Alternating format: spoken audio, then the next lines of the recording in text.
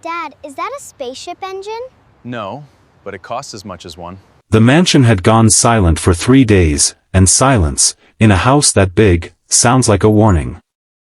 Water was pooling under the east wing floorboards of Eleanor Marsh's estate, seeping into wiring that powered half the property, and every contractor who walked through her doors left with the same grim number scrawled on a clipboard, $80,000. Eleanor, a woman who had built a shipping empire from a single leased truck 30 years earlier, had negotiated multi-million-dollar contracts without blinking. But standing in that flooded hallway in her socks, staring at water creeping toward a bank of exposed outlets, she felt something she hadn't felt in decades: helpless. If you believe kindness still exists in this world, and that ordinary people can change lives in extraordinary ways, hit that like button right now, drop a comment telling me where you're watching from, share this with someone who needs a little hope today, and subscribe so you never miss a story like this one. 3 states away, in a cramped 2-bedroom apartment above a laundromat, Daniel Reyes was doing the math again. Rent was due in 6 days. His daughter Maya, 7 years old with a gap-toothed smile and a stubborn cowlick she inherited from her mother, needed new shoes for school. Daniel had been a maintenance electrician for 11 years before the plant closed, and since then he'd been stitching together odd jobs, a leaky faucet here, a flickering porch light there, anything that kept the lights on and Maya fed. He didn't advertise. He didn't have a website or a van with his name painted on the side. He had a toolbox that had belonged to his father, a reputation built entirely on word of mouth in 3 zip codes, and a promise he'd made to Maya's mother before she passed that he would never let their daughter go without. That promise was getting harder to keep. The odd jobs had dried up that month. 2 clients had canceled. The refrigerator in their apartment made a sound like a dying animal, and Daniel had stopped opening it more than necessary, afraid of what he'd find broken next. He sat at the kitchen table that night with a stack of bills and a calculator, and for the first time in a long time, Daniel Reyes put his head in his hands and let himself feel the full weight of being alone in this. It was Maya who found the flyer. Her school was collecting donations for a fundraiser, and pinned to the community board beside a photo of a golden retriever needing a home was a laminated notice. A well-known property management company, hired by the Marsh estate, was quietly seeking any qualified local electrician or handyman willing to do a walk-through consultation, paid regardless of outcome. Eleanor's assistant had posted it almost as an afterthought, a last resort after the big firms all quoted the same outrageous number, and Eleanor, furious and exhausted, had said, half joking, "Find me someone who still fixes things instead of just replacing them." Maya, proud of her reading, tore off the tab with the phone number and brought it home in her backpack like a treasure. Daniel almost didn't call.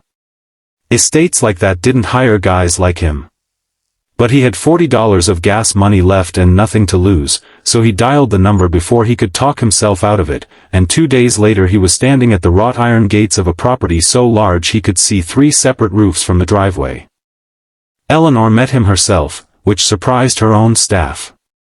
She was 61 years old, sharp-eyed, dressed simply, and clearly out of patience. She walked him through the flooded hallway, past the buckling floorboards, past the outlets wrapped in caution tape, and recited the $80,000 quote like it was a verdict she'd already accepted. Daniel didn't say much.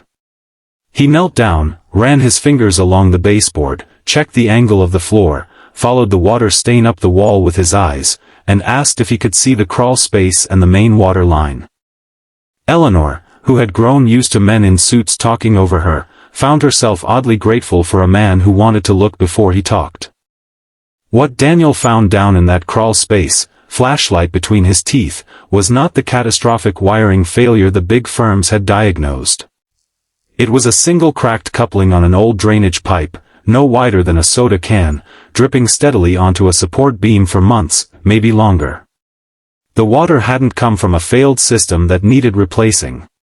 It had come from one small, tired piece of plastic that nobody had bothered to actually trace back to its source, because tracing it took time, and time wasn't what $80,000 estimates were built on. The wiring damage was real, but it was contained and reparable, not the sprawling rebuild he'd been told to expect. Daniel sat back on his heels in the dirt under that mansion and felt his chest tighten, not with excitement, but with a strange, quiet anger on Eleanor's behalf, the anger of a man who had spent his whole career watching people get talked into more than they needed. He climbed out from under the house, wiped his hands on his jeans, and told her the truth in plain words, the way he'd tell any neighbor. The pipe fitting was the problem, a coupling that cost less than a sandwich, and once that was sealed, the wiring in the affected section just needed drying out, inspection, and 2 replacement outlets. Total cost, parts included, $40, maybe $45 if the hardware store didn't have the exact fitting in stock. Eleanor stood in that hallway and stared at him like he'd spoken another language. She asked him 3 times if he was certain. She'd had 2 engineering firms and a licensed contractor walk through that same hallway, and not one of them had asked to see the crawl space. Daniel fixed it that afternoon while Eleanor watched from a folding chair someone brought out for her, still in her socks, arms crossed, saying almost nothing. When he flipped the breaker back on and the hallway lights came up steady and bright with no flicker, no hum, no threat, something in her face broke open in a way her staff had never seen. She wasn't crying about $80,000 saved. She was crying because a stranger with $40 of gas money in his truck had looked closer, cared more, and told her the truth when 6-figure professionals hadn't bothered to. Eleanor asked Daniel to stay for coffee, and he almost said no out of habit built from years of feeling like he didn't belong in rooms like that one, but something about the way she asked, tired and human instead of powerful and untouchable, made him sit down at her enormous kitchen island with his work boots still on. She asked about his life, and he found himself telling her, plainly, about Maya, about her mother, about the plant closing and the promise he was fighting every single day to keep. Eleanor listened the way she used to listen decades ago, before board meetings and quarterly reports, before people started telling her only what they thought she wanted to hear. She didn't offer him money that day, not directly, because she understood, somehow, that a man like Daniel wouldn't want charity. Instead she asked if he'd be willing to look at the guest house wiring next week, and the pool house after that, and whether he knew anyone else like him, because in 30 years of owning property she realized she had never once had someone tell her the truth for free. Over the following months, Daniel became the person Eleanor called first, not last, and word moved through her circle of wealthy acquaintances the way it always does among people who've been burned by inflated invoices, quietly, urgently, one whispered recommendation at a time. His odd jobs became a real business. Maya got her new shoes, and then a bicycle, and then, the following spring, a small savings account with her name on it that her father started without telling her, just in case. But the money was never really the heart of it. The heart of it was a woman worth more than most small countries learning that the thing she'd been missing wasn't more capital or better contractors, but simple honesty, offered by someone who had every reason to take advantage of her and chose not to.